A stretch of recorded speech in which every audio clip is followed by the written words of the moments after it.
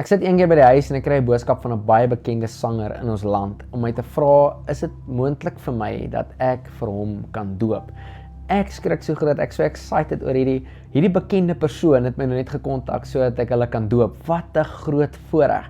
Ons pak ons tasse, ons ry, ons kom by hulle uit, ons slaap oor. Dit was net incredible. Dit was my grootste voorreg geweest. Hy is ook een van my vriende en dit was net een van die grootste voorregte vir my geweest om hierdie ou te kan doop. En net nadat ek hom gedoop het, keer ons lekker saam en op pad huis toe, is ek in my noppies, het ek hierdie ou gedoop het. Dit is vir my een van die grootste voorregte. Ek het hierdie famous bekende ou in Suid-Afrika gedoop. Wat 'n voorreg. En terwyl ek sit en dink aan hierdie groot voorreg wat ek het om te doen, sê die Here vir my, dink jy dat jy die eerste persoon is wat die evangelie met hom gedeel het? En ek raak yskoud, ek sê Here, nee, ek is nie. En hy sê vir my, moenie dink omdat jy hom gedoop het, dat jy die ou is wat hom in die koninkryk ingebring het. Daar was baie mense voor jou gewees. En ek was so humbled in daai oomblik, en ek besef in daai oomblik dat die Bybel sê, dat een ou saai, die ander ou gee water, en God bring die opbrengs. Nie ek of jy het die voorreg om te kan claim dat ons iemand na die Here toe gelei het, en dit enigstens my of jou werk is om dit te kon doen nie. Ek en jy het die enigste werk om saad te saai en om water te gee. God is die een wat die opbrengs bring. En Paulus sê dat ons op plekke sal oes waar ons nooit eers gesaai het nie. Baie mense het voor my gegaan en saad gesaai in daai se lewens. Ek was net toevallig die persoon wat gelukkig was om hom te kon doop. En natuurlik, dit was 'n massive voorreg. Vandag nog, as ek na hom kyk, dan dink ek, ek het daai ou gedoop. Wat 'n voorreg. Ek kon in die posisie ingegaan het wat ek die ou ek wil amper sê oor die wenstreep getrek het. Die resies gehard trek hom oor die wenstreep en ons kom by die doopwater uit.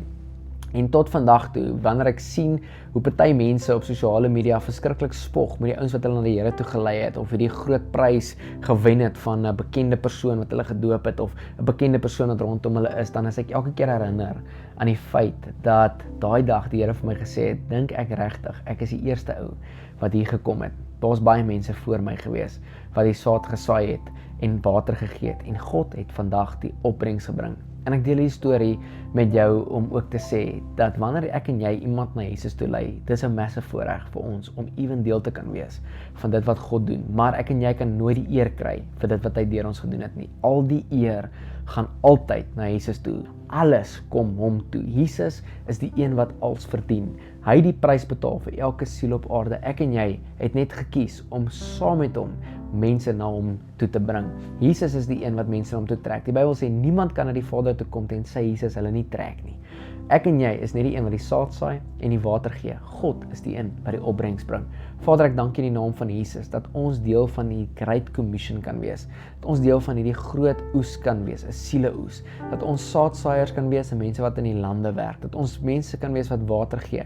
Maar Here, dat ons kan staan en kyk hoe U die opbrengs bring. Vader, ek dank U dat niemand na U toe kan kom tensy U hulle nie trek nie.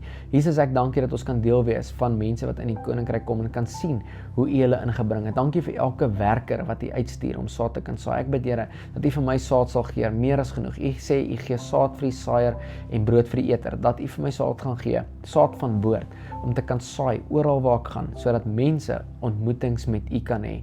Vader, ek dank U dat U mense na my stuur om water te kom gee en al die saad wat ek gesaai het, Here, en dat daar mense sal wees wat oes wat hulle nooit eers geplant het nie. In Jesus se naam bid ek dit. Amen.